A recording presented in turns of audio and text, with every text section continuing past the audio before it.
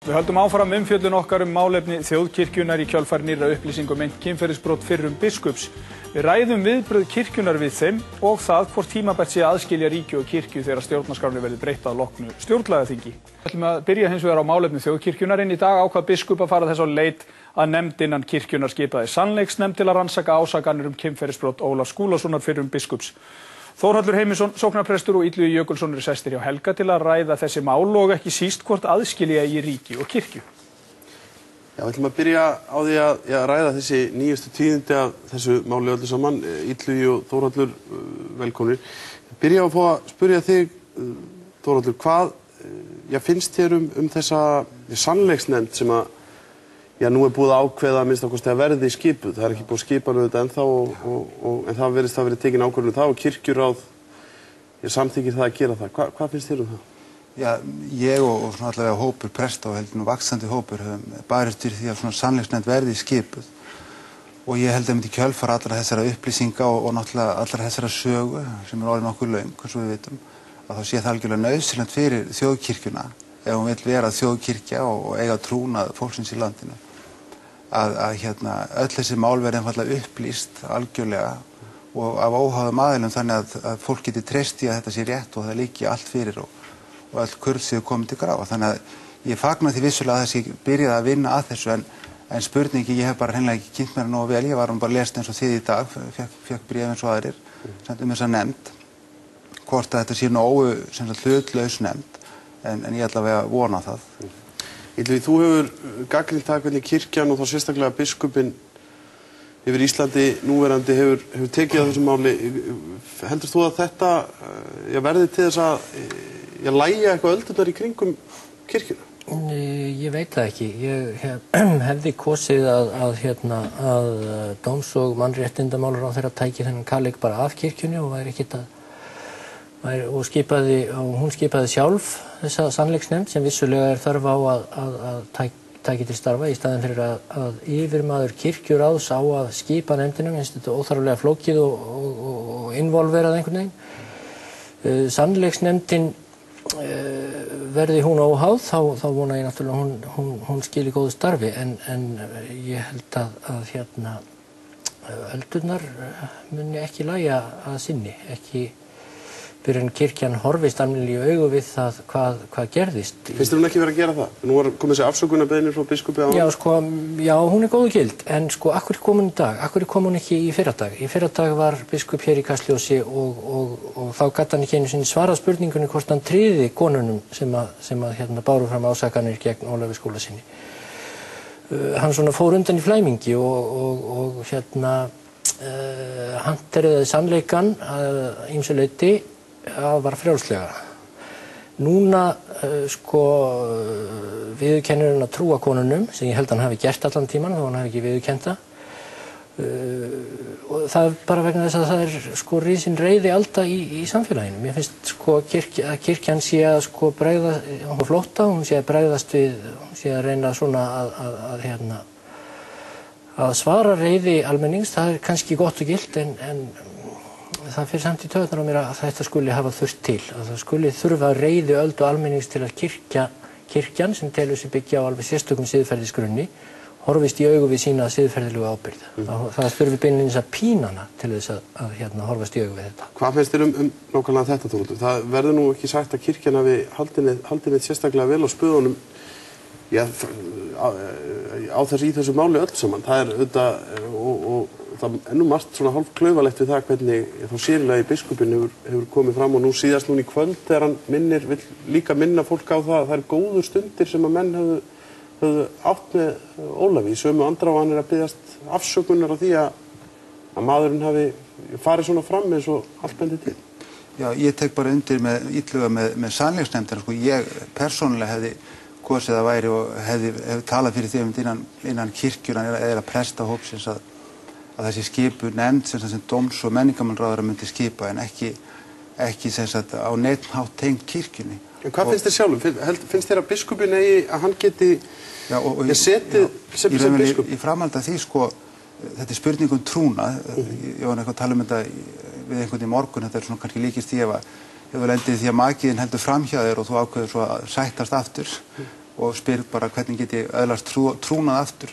Og trúnaður það eitthvað sem þarf að byggja upp og eftir allt það sem við gengið á þá finnst mér kirkjan þurfa að spyrja sjálfur sig því þetta nóg einmitt til þess að fólk fara að trúa okkur aftur eða hafa trúnað okkur aftur að við sjálf skipum einhverja nefnd eða fáum einhverja frá okkur til að skipa nefnd. Og það að sama með eins og Illugi benti líka á með biskup núna sem sagt eftir allt það sem við gengið á að fá kannski þessa yfirlýsingu núna eða afsökunarbeiðni eða hvað. Hvort að það sé þá nægilegt til þess að byggja trúnað aftur. Heldur að biskupinn njóti traust almennings og trúnaðar þjóðarinnar? Já, sko, ég myndi líka þá aður heims bara svara því, ég myndi tala þetta með kirkjuna því að Illugi var nefnd að minnast á það. Að sko kirkjan kannski aldrei tvennt, það kannski eins og bara sjáum fyrir okkur skip og skipshöfn. Í kirkjunni gríðarlega mikið af fólki að vinna bara sitt verk á dekkinu út all land, bara þetta almenna starfsfólk og áhuga fólk sem að að leggja sig fram eins og það getur og er náttúrulega jafn sjokkera eins og aðrir og síðan er það kannski stjórn kirkjuna sem er þá að stýra bátnum sem hefur verið að standa í þessum ólgusjó og ég held að hún verið alltaf að spyrja sig að þessu með trúnaði, menn hefur við gert nóg til þess að halda trúna bæði við þjóðina, ef við viljum vera þjóðkirkja, en líka við starfsfólki á dekkinu. Finnst þér að biskupinn að segja af sér? Já, mér finnst, ég held að formaður prestafélagsins hafa orðað það í sjónvarpinu gær eða fyrr dag að þetta kannski hugsa sitt mál og mér finnst kannski framhaldi af þessari rannsóknarnefnd eða sannleiksnefnd sem snertir náttúrulega líka stöð biskupsins og aðkomi alveg frá upphafi þessa máls eins og við vitum alveg frá 1996 þegar hann var sóknarprestur þá þyrfti hann kannski að íhuga það hvort að það væri gott fyrir trúnað kirkjunnar gagnvart þjóðinni að hann allavega myndi stíga til hliðar á meðan að vera að fara í gegnum þetta. Önnur umræða sem hefur blossað upp núna og kannski af enn meiri krafti heldur en oft áður það varðandi aðskilnað ríkis og kirkju. Það hefur verið bent á það að mörguleyti sé búið að aðskilja þetta með einhvers konar fjárhagslegum aðskilnaði en engu að síður er þjóðkirkjan ríkiskirkja og er auðvitað partur af stjórnarskráin einmitt bara kveður á það. Hvað finnst þér það? Finnst þér vera þetta sérstaklega að gefa eitthvað tilefni til þess eða hefur það eitthvað breytt skoðun? Nei, ég held að þetta hefur ekkert sérstaklega breytt skoðunum mínum á því að það beri að aðskilja ríkis og kirkju og ég held að fólk ætti ekki að blanda því saman, sko, þó að kirkjan sé í þessum vandræðum núna og vera að merkja þá vona ég að Karl Sigurbjörnsson hafi nú vit á því að segja af sér. En það þurfi ekki beinlínis að draga hann út svona áður og það taki ekki of langan tíma en þetta hefur ekki breytt skoðunum mínum á aðskilnaði ríkis og kirkju. Ég held að það eigi absolutt að gera það, bara virðingu fyrir sko öðrum trúfélögum og ekki síður að virðingu fyrir þeim sem trúlausir eru. Þá eigi ein kirkjudeild ekki að vera í neinu sérstöku sambandi við ríkið. Þórhallur, hvað segir þú við þessu? Það eru skiptar skoðanir þetta meðal ykkar presta líka. Já, nú getur maður farið út í langa umræðu menningu og hlutverk hérna ýmsu safna og stöðu og sög og ég ætla ekki að gera það. Ég vil frekar tala þetta og minna eins á þetta sem ég var að tala áðan sko með starfsmennin og dekki og bara hvað er þjóðkirkja. Af því að þú nefnir ríkiskirkju og maður tala ekki ríkiskirkju þegar þeir vilja helst losna við þjóðkirkjun einhvern veginn frekar heldur en orðið er. Og það er líka alveg rétt að sko, það hefur náttúrulega orðið mjög mikill aðskilnaður. Kirkjan er mjög sjálfstæð og það er nú eina af ástæðunum fyrir því skilst mér að sem sagt biskup biður kirkjuráð að skipa þessa nefnd og dómsmálaráðherra telur að vera svona eitthvað erfitt þó ég sé nú ekki búin að sitja mig inn í það. En sem sagt út all land, svo ég segi það aftur, fer svona mjög mikil þjónusta við þjóðina.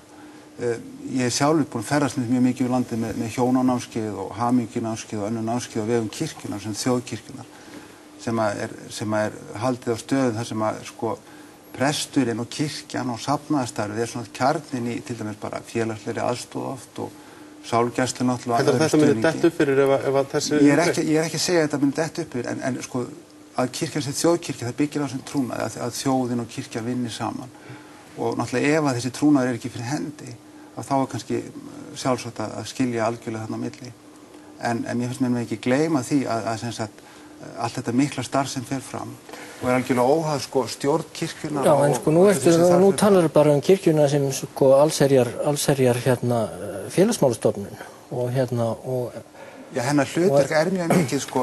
En á hún ekki að vera samfélag þeirra sem trúa einhverju tilteknu? En sem þjóðkirkja. Og af hverju þurfa þeir þá á ríkinu að halda? Já, sko sem þjóðkirkja, kirkja þjóðarinnar, þá hefur hún líka þjónustu við þjóðina. Og þessi þjónustu, til dæmis ég nefni aftur bara þessi námskeið sem ég kom inn á og allt annað sem kirkjan gerir. Það aldrei spurt, býtu, ert þú í þjóðkirkjunni eða ert þú í einhver með öðru söfni og þú þarft að hjálpa að halda. Við getum bara tekið hjálparstarf kirkjunnar til dæmis, sem mjög sterkt net all land sem spyr aldrei fólk af því trúfélagsaðild eða neitt slíkt. Heldur að hjálparstarfsemi kirkjunnar fær að spyrja fólk af því hvort það væri... Nei, ég bara segi, mér finnst að við erum að spyrja og leiða við veltum þessu fyrir okkur, viljum við algjörlega aðskilja, hvað viljum við bara með þessa þjóðkirkju? Við erum að spyrja þetta líka, menn þetta eitthvað sem við viljum halda í og styðja og styrkja við eða ekki, Illugi, það hafa nú margir, minnst að kosti í Svíþjóð þar sem þessi aðskilnaður var í kringum 2000, þar hafa, að mér skilst, eru margir á því að kirkjan hafi veikst mjög mikið og það hafi haft mjög slæm áhrif á líkan hátt og Þórhallur að segja. Hvað heldurðu með það? Heldurðu að þetta verði, eins og hann bendir á að prestar til dæmis í litlum safnuðum út á landi eru til dæmis, ég gegna miklu meira hlutverki heldur en bara sem prestar. Þeir eru sálfræðingar, sálgæslumenn og... Já, ég dreg það ekkert í efa að margir prestar vinni gott starf, en af hverju þurfa þeir að gera það í nafni trúar á 3000 ára gamlan þrumuguð? Af hverju þá ekki bara hægt að stofna einhvers konar bara, það hægt að búa til einhvers konar embætti sálfræðings eða þorpsráðgjafa eða eitthvað þess háttar. Af hverju þarf þetta að vera í nafni einhverjar tiltekinnar trúar? En það nefnilega máli, að þetta gert í nafni þessara trúar.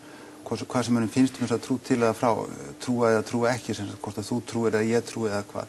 En þess vegna þetta kerfi fyrir hendi, ég get bara nefnt þetta dæmi í sumar, þegar allar hjálparstofnanir á Íslandi lokuðu.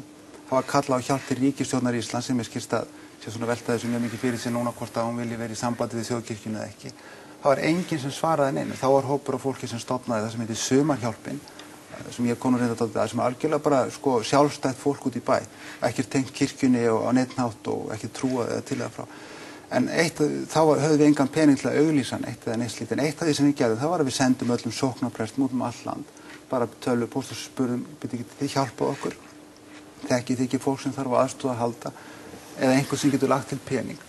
Ríkið gerði ekki neitt, bæjarfélagin gerði ekki neitt, en þarna voru það prestarnir sem að gerðu þetta og svo þetta fólk sem enginn talar sem bara vinnur í safnaðarstarfi, kvenfélögum og slíkur sem kom og lagði eitthvað til á þess að vera eitthvað verið að segja frá því fjölmiðlum. Ég ætla bara örstutt svara þessu, heldur að þetta sé ekki ákveðið, að það sé ekki, eins og núna á þessum tímum að þá sé nú kirkjan þrátt fyrir allt og þessi þjóðkirkja betri en enginn þegar kemur að þessu? Já, eins og ég segi, ég dreg ekkert í efa að kirkjan vinni að mörguleyti gott starf, en ég held að það sé ekki vegna þess að trúin sem slík sé góð, heldur vegna þess að fólk svona að þó nokkur meirihluta frekar gott í eðli sínu. Þannig að fólk myndi vinna þessi störf, hvort heldur væri, ég er ekki að tala um kirkjan til eða ekki. Já, ég alveg saman, ég er ekki að tala um hvort trúin sé góð eða slæm, ég er bara að tala um þetta þarna fyrir hendi og mér finnst við leiða við tökum og við þurfum að taka þetta mál með stjórnina og þess að sögu algjörlega í gegn og fá þetta upp á hreint og hreinsa þetta út, algjörlega. En mér finnst við leið í framhald af því, sambandi ríkis og kirkju og þjóðkirkjan, viljum við hafa þessa stofnun sem hvort sem við trúum ekki gerir þetta og vinnur þessu verk eða ekki. Við þurfum að setja punktinn það verður sjálfsagt að ræða þetta endalaust en ég þakka ykkur báðum kærlega fyrir komin í Kastljós. Takk.